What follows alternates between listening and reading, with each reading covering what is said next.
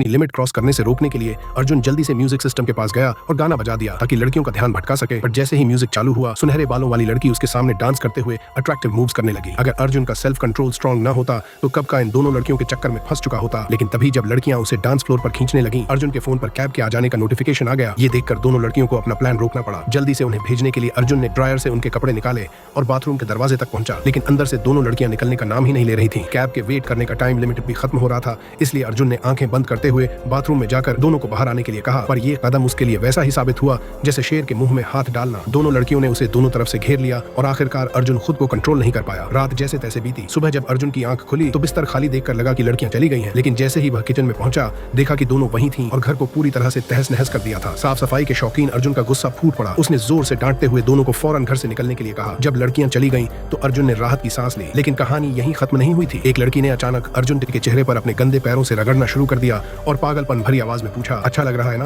अर्जुन उस बदबू को सहन नहीं कर पाया और जोर जोर से छटपटाने लगा, लेकिन उसके हाथ पैर बंधे हुए थे और वह बस गिड़गिड़ा कर छोड़ देने की भीख मांगता रहा। लड़की को उस पर कोई तरस नहीं आया, उल्टा वह उसे जोर जोर से थप्पड़ मारने लगी। पूरी रात अर्जुन उसी लड़की के हाथों मजबूर बना रहा। सुबह होते ही जैसे ही लड़की वहां से निकली, अर्जुन ने जल्दी से खुद को आजाद किया और सीधा हॉल में भागा। वहां उसने एक लड़की को पकड़ लिया जो अभी तक जाने की तैयारी में थी, लेकिन तभी उस लड़की ने अचानक एक फॉर्क उठाकर अर्जुन के कंधे में घुसा दिया और उसे बेरहमी से घुमाने लगी। अर्जुन दर्द के मारे कुछ ही मिनटों में बेहोश हो गया। असल में ये सब शुरू हुआ था एक दिन पहले, जब बारिश में भीगी दो लड़कियां बारिश से बचने के बहाने अर्जुन के घर का दरवाजा खटखटाने आई थी। अर्जुन ने उन्हें देखकर दया दिखाते हुए घर में आने दिया और एक रात रुकने की इजाजत भी दे दी, लेकिन उसे क्या पता था कि उसकी भलाई उसे ही भारी पड़ने वाली थी। दोनों लड़कियों ने न सिर्फ उस पर जबरदस्ती की, बल्कि पूरी रात उसे एक मिनट भी चैन से नहीं बैठने दिया।